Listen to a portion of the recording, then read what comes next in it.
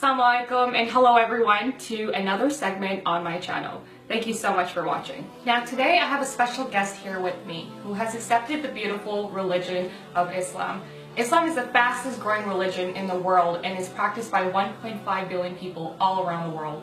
Have you ever questioned your own existence? What is the purpose of life? Have you ever asked yourself, where did I come from? What am I doing here? And where am I going to be when I die? Is life all about just getting an education, a job, and raising a family, and then soon you're in the tomb? Is this all going to be it?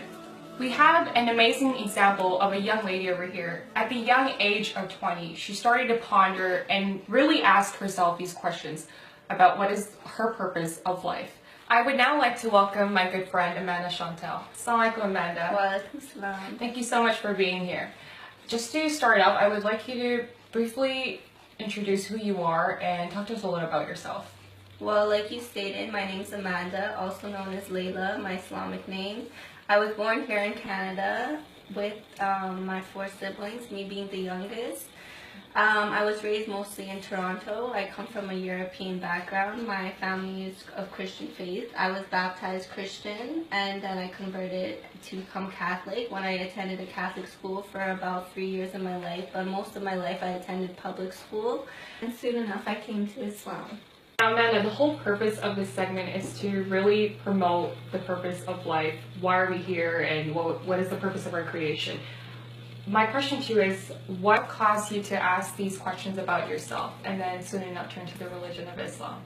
So growing up in the public school I attended, I had many Muslim friends, but they never used to wear hijab, so I never thought of them as anything. At that age I was so young, I was probably 10, 11, 12, and I used to they were just my friends. I just enjoyed playing with them, so I never thought of them in that sense. But my best friend Sonia, I used to always go to her house, and her parents would take us to Quran classes, so I would go, but it was in Urdu, so I didn't understand, but I just always acknowledged the strong faith they had, and I would see them praying, and since my family weren't that religious, it always made me wonder and ask questions about God and about creation and stuff. So that's when I really wanted to learn more about religion, so I asked my parents if I could attend a Catholic school. So since in Catholic school I didn't gain the faith that I intended on, I decided in high school that I would go back to public school. So I did attend high school, and it was at that time of my life where I was just getting to know myself, and you know, I was going through a lot of challenges, and of course everyone goes through in high school. They're still growing up and stuff. So it was around age 17, I think, that one of my friends closest to me, they passed away, and it was a really hard time for me. I hit rock bottom. I forgot who I was not happy at all, and it hurt people around me for them to see me that way. And so I just really, once you hit rock bottom, you have to pick yourself up. And so I started hanging out with the wrong crowd, and unfortunately that didn't make me happy. So eventually I was waiting at a bus stop one day, and this man came and he gave me the translated of the Quran, and he said that you should read this. So I spent a lot of time at home getting to know myself and trying to be happy again somehow or another, but I was still very depressed. And so after reading the Quran one day, I just broke down in tears, and I was so upset. And even still, I had a lot of anger and resentment, and I said, why would God take someone so young away from me? Like, I didn't understand it. Why would he put someone through suffering? But unfortunately, in the Quran, all my questions I had, they were all answered, and so it really interests me about Islam. And so I went back to my Muslim friends that were not practicing, and I asked them questions, but they weren't giving me the knowledge I intended on. So I actually called a few masjids close to my area, and I asked if I could meet with the imam there so I can learn more about it, and that's when my journey began. What were some of the challenges that you had faced, and how did you overcome them? Well, I've had many challenges, and I still have challenges today. And I mean, when I first converted, I lost a lot of friends that were really close to me, but I realized in the end that they weren't true friends. I got a lot of rude remarks that I'm a Paki wannabe, I want to be brown, But this is all just ignorance. People don't have the knowledge and they're just talking about whatever they think, whatever comes to mind. So, I've always been the type of person who never cared what other people had to say. So in that sense, I was always strong. It never got to me. But when my family, who were so close to me, they started putting me down and they didn't understand it. They thought it was a culture thing. They were worried about what they see on the media and stuff. So it really hurt me. There was a lot of problems, and they're your parents. So in Islam especially, you have to really respect your parents. So I always try to educate them and let them know as much as possible. And even still, I still have challenges in my family, but inshallah, hopefully they're gonna learn as time goes on. But of course it's gonna be hard for any revert, explaining to their parents, because they're older than you and they know their ways, not, so it's hard introducing something like Islam and a new religion to them. So they're still learning, but alhamdulillah, they're accepting of it. And so I overcame that challenge with time, explaining, and them seeing me practice and seeing how respectful I was and how helpful and just my attitude towards them. So over time, we overcame that. And pretty much, I was still trying to gain knowledge before I even converted fully or reverted. It was hard for me to gain knowledge. It was really hard. A lot of people were giving me false facts, and I didn't know what was true and which was not. And there was also a whole Shia and Sunni thing, which before I didn't even know anything about it. When I was reading in the Quran, I was like, what is Shia or Sunni? I mean, our Prophet Muhammad ﷺ, he was just Muslim, and the rest of the prophets. So I did not know even what Shia or Sunni was. It got introduced to me through people. And because of this, I didn't even convert for over almost 2 years, because I was thinking to myself, well, I'm not knowledgeable, I should know every single thing that's in the Quran, and I should know about Shia and Sunni, and I should know everything. But in the end of the day, after a while, my faith started growing stronger, actually. And one day I was talking with someone, and they said, you know what, Amanda, you are Muslim. And I'm like, no, I'm not Muslim. And they're like, you believe in one God, you believe in Prophet Muhammad ﷺ is the last messenger, and you believe in the pillars of Islam, so why aren't you Muslim? Our prophets were just Muslim. They were not Sunni or Shia. That's just political divide. So after a while, I was like, okay, you know what? What if I die tomorrow and I didn't take my shahada? I didn't claim to be Muslim. How bad would I feel? So I'm like, you know what? It's time that I convert. So that's the way I overcame it. Of course, in society, I had challenges. Even my workplace, my coworkers, they started treating me differently. No one could understand it, because in their mind, they were still thinking it's a culture thing. But then after, I joined a group called New Muslim Care. It's a group with all reverts, and alhamdulillah, I met so many wonderful sisters who have helped me. They told me about their challenges, and they were really just a shoulder to lean on through the hard times, and they helped me out so much. And they gave me so much resources, so much knowledge, and pretty much I met so many people from different backgrounds, and I realized this is not a culture thing. There's so many people that are Muslim that are all different religions, backgrounds, and they come from all different places. So it really opened my eyes to a new light, and so that's how I overcame these challenges. And I mean, people say a lot of rude things to me. I get it all the time, and people don't understand it. They always think, oh, you must be Arabic, you must be Lebanese or something. But no, Islam is a religion for everyone of all backgrounds. So that's what people need to understand, and people need to stop paying attention to the media, because the media is really giving a bad name about Islam especially. And I mean, it's not true. If you read the Quran, you read the Hadith, it's all about peace. So I mean, that's the confusion that people get, as well as my family members, my friends. But over time, as I talk to them and I educate them, we're overcoming these challenges. So as a Muslim, we are very devoted in terms of living by God's will and not by our own desires, right? And so we have to take a lot of significant steps in our life to change our bad habits before we weren't even Muslim. So my question to you is, how did you feel about starting to wear a hijab and letting go of things from the past, and just changing your attire and your overall appearance altogether? And what had motivated you to take these significant steps in your life?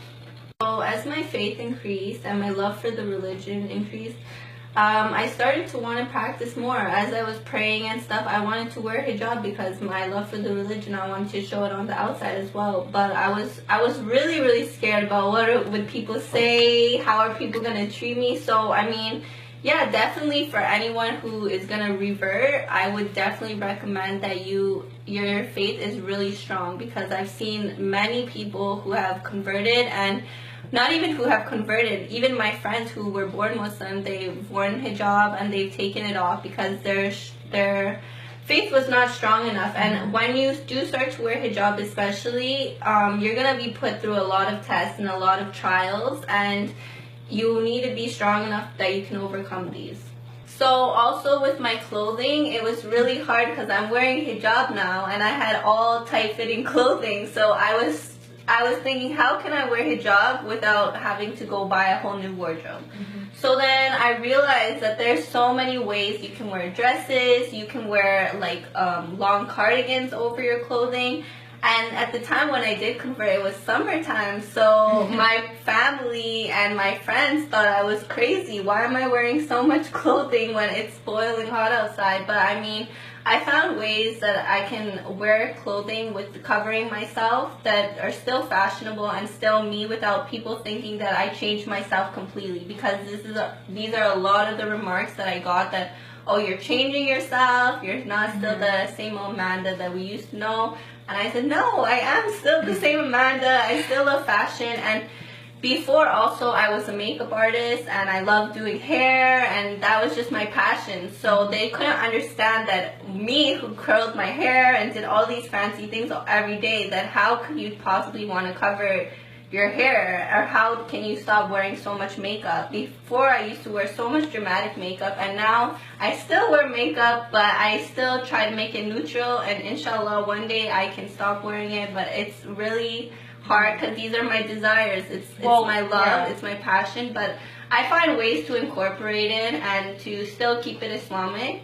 Well, the transition comes slowly, right? You can't just jump from one thing to the other. Exactly. It was all baby steps for me, and that's why I said, like, for anyone who's going to convert, do not just wear hijab right away, because it's going to be hard. It's definitely going to be hard. Yeah, I definitely know where you're coming from. Like, me, born as a Muslim and like raised in a Muslim family, like a Muslim household, I had a lot of challenges wearing a hijab, like just to start dressing modestly and wearing a hijab properly. It was very hard, but then there are alternatives too. Like you said, you can be modest at the same time and still be fashionable. Like, we're living in a North American society. Exactly. We want to fit in with other individuals and not look alienated, right? Yeah. But, you know, when you have that love for Allah subhanahu wa ta'ala, it all comes in hand. Exactly. Yeah. And I mean, before I was extremely westernized. I used to go out drinking and partying with my friends, especially when I was going through the depression, because that's the things I turned to. But I realized that, you know, these type of things, they're not going to make you happy. When you come home at the end of the day, you're not going to feel happy and proud with yourself. And, you know, now I realize that when you're going through hardships and you pray, honestly, the pain and anything going through your stress, it just releases right away. Like, the power of prayer is so amazing. And I mean, there's still obviously temptations and desires. I love music, but I never knew there was nasheed. So now, instead of listening to my music, my party music, and my headphones, I have my nasheeds playing. And honestly, they've helped me so much. I listen to lectures when I'm going somewhere, or, you know, I listen to surahs. And honestly, listening to surahs, I've learned them so fast, and they've been coming to me very easily, alhamdulillah. So, I mean, yeah, there's different ways you can incorporate it. It doesn't come right away. It was definitely hard for me, but I mean, there's ways that you can overcome these. And I had to get rid of a lot of people, because even some of my friends that were Muslim, they would be like, oh, I know, you're like, what happened to the old Amanda? Why don't you do this? Why don't you do that? And stuff. And I'm like, no, astaghfirullah, you can't be doing these things anymore. And I've helped change a lot of people's lives, and people see me practicing. But also, another challenge is, as a revert, people have a lot of high expectations. They expect me that, oh, I'm supposed to be perfect overnight and know everything.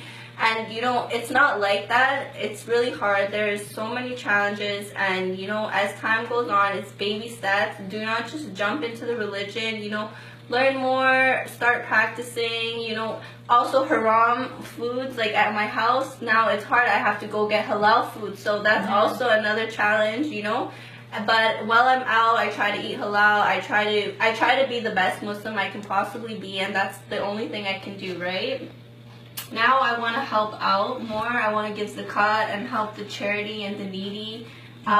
It also, when you're praying, I find that you're thinking a lot about life, and you're thinking about what your purpose is. And when you think about those other people that are suffering, you think about how fortunate you are and how thankful you are. And I mean, of course you can take that from any religion, but with Islam, I've really found the truth.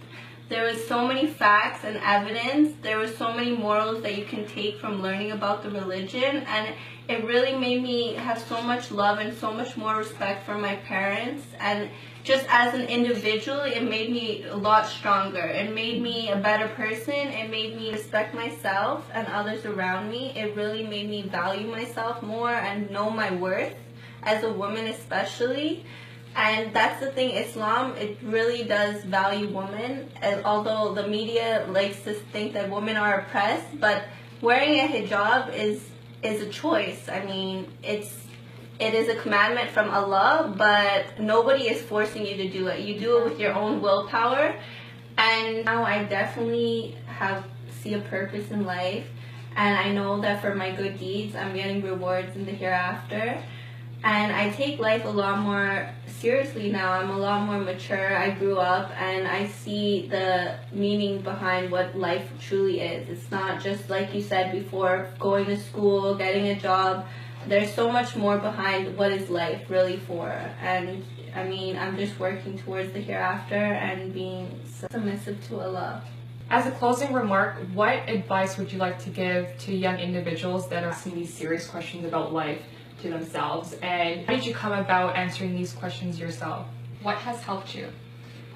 Well, you just need to seek the truth and look into different religions, find whatever one that you truly believe in. And you have to look into any religion with an open mind. Don't criticize the religion right away, because even with reading the Bible, with reading the Quran, with reading the Torah, it can be interpreted in so many different ways. So just have an open mind. Don't criticize the religion. Truly try to understand it and be open-minded of things. Don't listen to the media.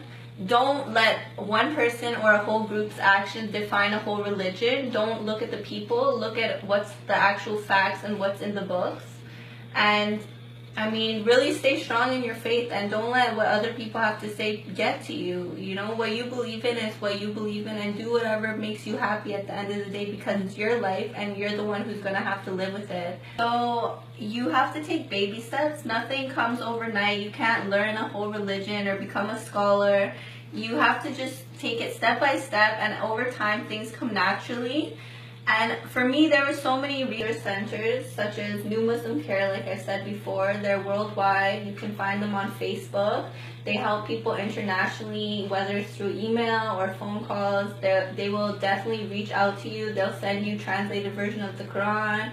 They'll send you books. They'll send you a prayer mat. They will help you as much as possible. So for me, they've helped me so much, and I'm truly grateful. Also, for me, when I went to the mosque, people were so welcoming. They helped me out as much as possible. The imams gave me any type of knowledge, feedback, and information as much as possible. And the environment, the community is just so welcoming. The people are so loving at any masjid you go to. So that was very helpful for me.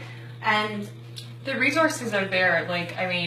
if you really look into it, the resources are there. We have to take the courage and the ability to do it ourselves, you know, like you just have to go out there. Like you said, there's ISNA, there's all these places. You just have to go and visit them and take that action in order to, you know, answer your questions. Exactly, and you have to be very careful about what you read online as well, because a lot of it is not true. So you really have to be careful at where you're getting your information from and what books you're reading as well. Like for me, I read the Tajweed book, and it helped me with teach me how to pray, teach me how to purify myself, wudu, and it taught me so many things. It taught me like basic knowledge of Islam and also translated version of the Quran.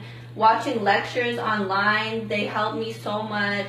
There's so many resource centers. If you just go and take the time to look it up, any questions you have, people are more than happy to help you with it. Exactly. Thank you so much, Amanda, for being here and sharing your beautiful experiences and journey with us. It was a pleasure. Thanks for having me. May Allah subhanahu wa ta'ala reward you and make it easier for you and for all of us, inshallah. Thank you so much for tuning in on my video, and if you want to see more videos from me, make sure you like this video and hit the subscribe button. It helps me out a lot. Thank you so much for watching, and I will see you soon. Bye.